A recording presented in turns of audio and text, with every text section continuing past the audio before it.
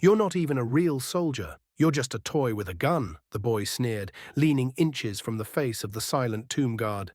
His voice cut through the sacred silence of Arlington like a blade. Tourists gasped, some covering their mouths, others raising their phones to record what they couldn't believe they were seeing. The boy, maybe 13, with slicked back hair and a red t-shirt, smirked with smug confidence. He looked back toward his mother with pride, as if waiting for applause. She laughed awkwardly and waved it off, saying he was just expressing himself, brushing aside the weight of the moment as if they were anywhere else but one of the most solemn places in America. But they weren't anywhere else. They were at the tomb of the unknown soldier, where men stand guard 24 hours a day, rain or shine, without flinching, to honor those who died nameless, faceless, for the freedoms others take for granted.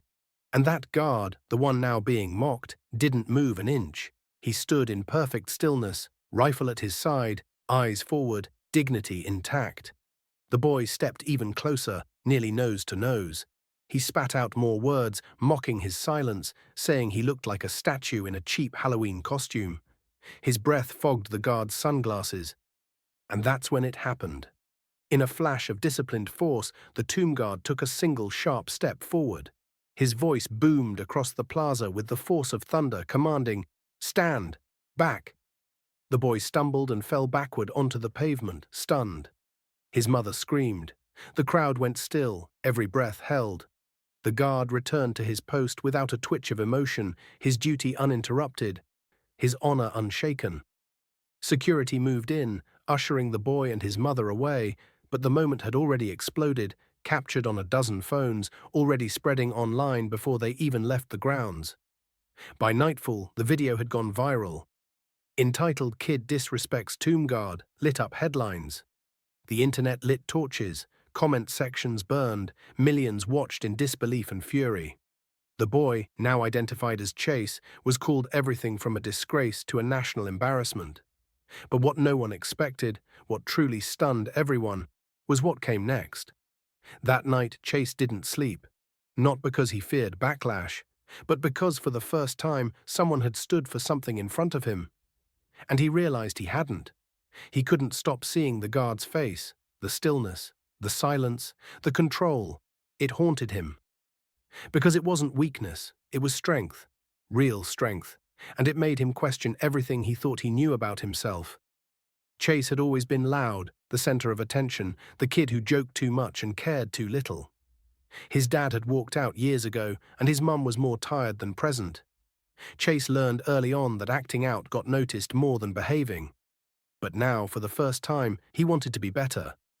Not for likes, not to fix his image, but because something inside had cracked open. The next morning, Chase didn't argue online. He didn't defend his behavior. He stayed quiet and started to learn. He watched every documentary he could find about the tomb. He read about the old guard, about the grueling training, about the men buried beneath that marble slab, soldiers who gave everything and were known by no name. He began to understand why silence matters more than shouting. 3 weeks later, Chase returned to Arlington. No fanfare, no cameras, just a boy with a changed heart.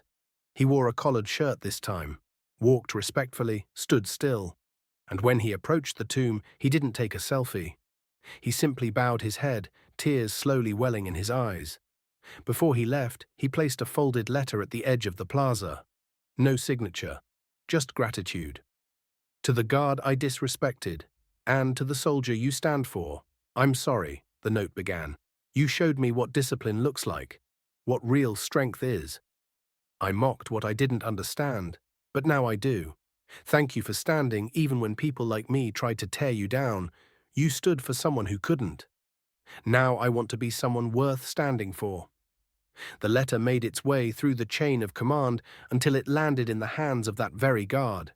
He read it silently, folded it once again, and tucked it away in his locker. Off duty, he allowed himself one smile. 2 years later, Chase enlisted in the army. He barely passed basic training, but he never gave up. When asked why he wanted to serve, he answered honestly, because once someone stood completely still, and it moved him forward more than anyone ever had. Sometimes the loudest disrespect hides the deepest pain. And sometimes the one being mocked becomes the one who inspires. A boy who once spat on sacrifice came to embrace it. And a man who never blinked taught a life lesson without ever saying a word. Everyone sees things differently. Tell me how this story felt to you and what you would do if you were in their place. If this story touched you, don't forget to subscribe to the channel, hit that like button, and share your thoughts in the comments below.